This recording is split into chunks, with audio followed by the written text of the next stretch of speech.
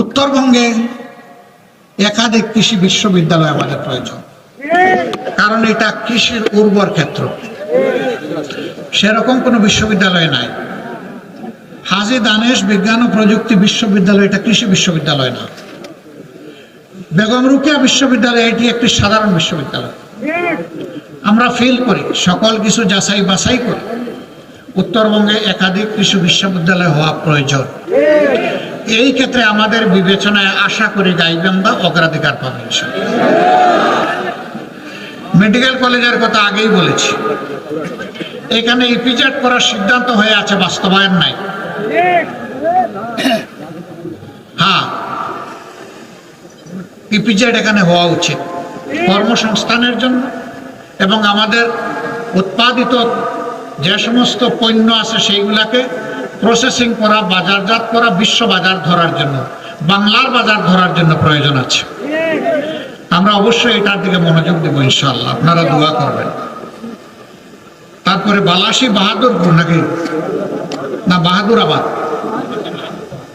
একটা সেতু দুই দিককে বিচ্ছিন্ন করে রেখেছে। আমরা চেষ্টা করব দুইটাকে জোড়া দিয়ে দিতে, আপনারা দোয়া করবেন। বড় কাজ না, বড় মনের প্রয়োজন, বড় ভীষণের দরকার। আমাদের চুরির টাকাগুলো যদি আমরা ফেরত পাই আর নতুন চোরদের হাত যদি আমরা অবশ করে দিতে পারি, বাংলাদেশের উন্নয়ন হবে ইনশাআল্লাহ। সকল নদীগুলোকে শাসন করব না। মানুষ বলে নদী শাসন, শাসন করলে তো ওরা ভয় পাবে, নদীগুলো কান্নাকাটি করবে, দুঃখ পাবে না। নদীকে আপন করে তুলে নিব, আমাদের সন্তান বানাবো প্রত্যেকটা নদীকে ইনশাআল্লাহ। নদীগুলোকে, সন্তানকে যেভাবে মানুষ লালন পালন করে, আমরা নদীগুলোকে কুলে নিয়ে সেইভাবে লালন পালন করব ইনশাআল্লাহ। নদীমাতৃক বাংলাদেশ। আমরা এক সময় নদীর কূলে আমরা গিয়ে বসে যাব, মা এখন আমাদের নৌকাটা নিয়ে তুমি চলো, আমাদের জাহাজ নিয়ে চলো, আমাদের লঞ্চ নিয়ে চলো, যা বন্ধ হয়ে আছে। আপনারা দোয়া করবেন। চলার পথে অনেক বাধা আছে, ষড়যন্ত্র আছে।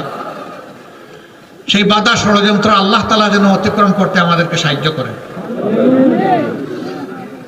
আমি পরিশেষে ন্যায় এবং ইনসাফের প্রতীক দাঁড়িপাল্লায় 10 দলের পক্ষ থেকে 5টি আসনে এখানে 5 জনকে মনোনয়ন দেওয়া হয়েছে। সবাইকে আপনারা চিনেন। তারপরে আমার নৈতিক দায়িত্ব আপনাদের কাছে আমাদের ভাইদেরকে আমানত হিসেবে উপহার দিয়ে যাওয়া।